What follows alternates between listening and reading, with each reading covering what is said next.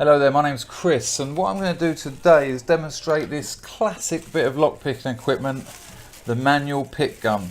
Now, if you're aware of manual pick guns, you're almost certainly aware of electronic pick guns, and as much as the electronic pick gun has got benefits over the manual one, so the manual one has got benefits over the electronic one. Namely, this is never running out of batteries. This will never need recharging. I've had one of these in my kit for about 8 years and it's always ready to go. They're a great bit of kit, originally devised and designed for US law enforcement, for their simplicity and just ease of use. You know, anyone can learn to use one in a matter of minutes. What you're going to get in the kit is your pick gun, the actual unit, a selection of needles. You've got an extended one there, 2 standard ones, and this one at an angle if there's problems getting to the keyway. So what I'm going to do is I'm going to pop that in. Oh, and of course a tension wrench. So I'll put those to one side. Now it's simple enough to put in. You've got like a little forked end there which slots in there, no problem. And then with just a Phillips screwdriver, just tighten that up. Okay, so here we've got a lock, just a standard Euro cylinder. These come in 2 types. They come so that the needle fires upwards, like this one, and you get them where they fire downwards, depending on whether the locks you most come across are set up that way or that way, which tends to be different in Europe and in the States. So simple procedure, put your tension wrench in, and it's a very just a gentle, I mean this is going to be in a lock in a door, obviously it's very hard for me to show that here, but you don't push this. The biggest mistake I see with all sorts of lock picking, bumping, raking and the pick guns, don't push the tension wrench. You're not trying to turn the plug, just enough weight so that when the pins are all above the shear line, the plug can turn.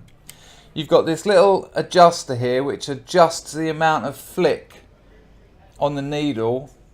It goes lower that way and higher that way, so I tend to have it about mid-range. And of course, if you don't get much joy with the lock in hand, that's one of the things you can try and adjust for a bit more variation.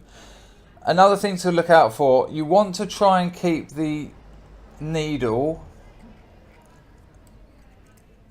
at the same angle as the lock. So you don't want to be in like that pulling the trigger, and you don't want to be like that.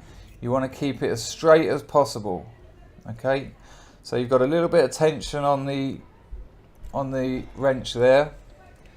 Then we put the gun in. Also, the warding in the lock, if you've got this at the wrong angle, the actual gun at the wrong angle, or you're not being aware of the warding, the needle is just going to smack into the warding. It's going to miss the pins altogether. At best, you're not going to be able to open the lock, and at worst, you might snap the needle. I mean, spare needles available, and they're cheap as you can imagine, but it's inconvenient and it's unnecessary. So as long as you're making sure it's straight and that you're actually hitting the pins, you should have no trouble. So it's just a question of keep maintaining your tension, sometimes a bit of pulsing, but again, you're not pushing. It's so delicate. Less is really more with tension. And then we just make sure that area is clear and that I can see that's not going to hit the warding.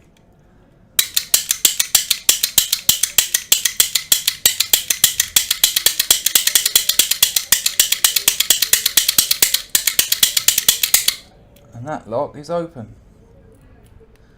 You see there, what's happened there is, this is quite common, because it's gone round, the pins have fallen down into the keyway, so it's a simple solution. You can put the other needle in, push them out of the way, and continue to undo the lock. I'll have a go at a couple of these just to show you. Let's have a look. So, it's locked, just another standard Euro cylinder. Put the wrench in. There's a thinner and a fatter end of this wrench, because you don't want it jiggling around too much. So same again, trying to make, this is the really key, trying to keep it like that, none of this, none of that, just keep it like that, and about that far in, you see, you don't want to overdo it so that far, so it's about there, just where this ramped bit goes down. So a little bit of tension. I mean, it's less tension. I mean, even the word tension and the fact that it's called a wrench, people assume it's, you know, kind of heavy duty. It's not. It's really delicate. Go in, make sure it's not obstructing, not being obstructed by anything. Avoid the warding. And that was as simple as you get. Okay. Might as well just have another go of another one. Take you through it this time. I think you've got the hang of it. I mean, it's this simple. Sit down with someone. Sit down with your pick gun when it arrives on through your door. Sit down with some locks. You'll be opening them in minutes, I assure you. And it's always going to be ready.